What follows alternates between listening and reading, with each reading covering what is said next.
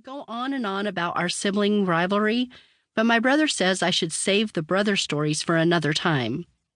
If you have siblings, you have stories. I'm not clear how much time I spent with my maternal grandma, but I have specific early memories of her and her treatment of me. I don't want to use the word abuse, but she wasn't nice to me. She criticized me often, and she favored my brother, which made it even worse. When I was 5 years old, I stayed with Grandma and Grandpa for 2 weeks. It's the earliest memory I have of Grandma, and I think the reason it stuck is because of this event. I was standing in the kitchen with Grandma when we heard the door open, and my mom called out, "Hi, it's Mom. I have a surprise for you." She came to the kitchen door and placed a little black bundle of fur on the floor. "Her name is Candy, because you love candy," she said. I scooped up the puppy and hugged her close.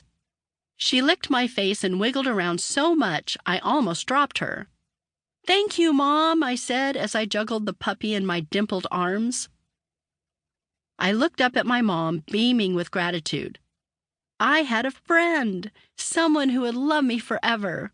My mom knew exactly what I needed, a sweet, fluffy, attentive friend. Such a wise mom.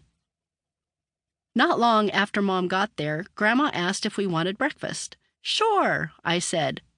"Can I have a donut?" Okay, I'm not really sure what I asked for, but it had to be something sugary because Grandma got really irritated with me. "All you ever want is sugar. Okay, you are grounded from food all day.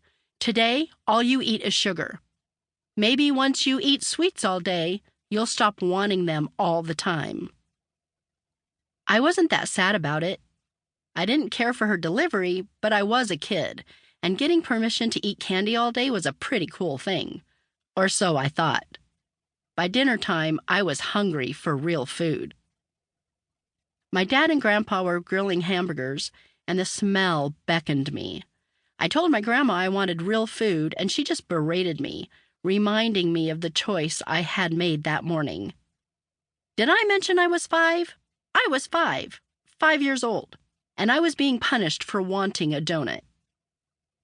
Anyway, I went to my mom and asked her if I could please have a hamburger, and she talked to my grandma. I guess they came to an agreement because I had dinner with the family, and yes, I had a hamburger. Best hamburger ever. Grandma had her favorite grandkids, and I wasn't one of them. It seemed to me she favored the ones who were pretty and thin. Maybe.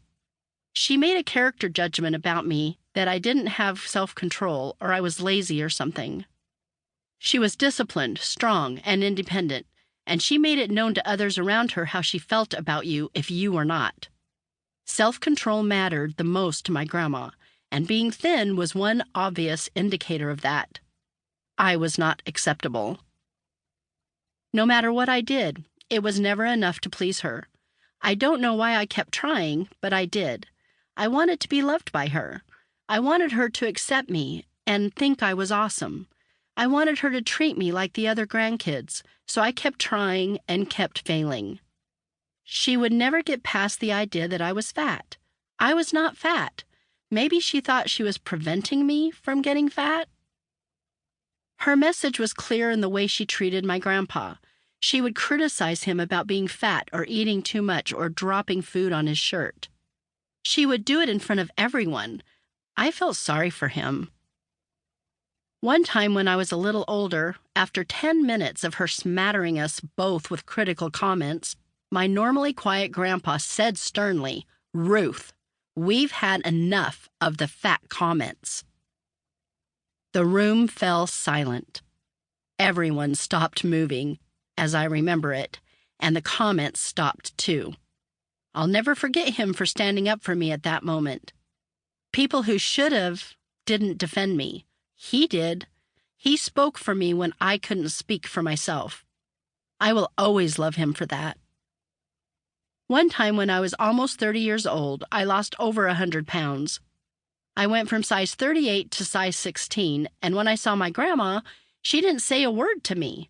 I started talking about my weight loss, hoping to finagle a compliment or an acknowledgement out of her, and all I got was, "You still have a ways to go."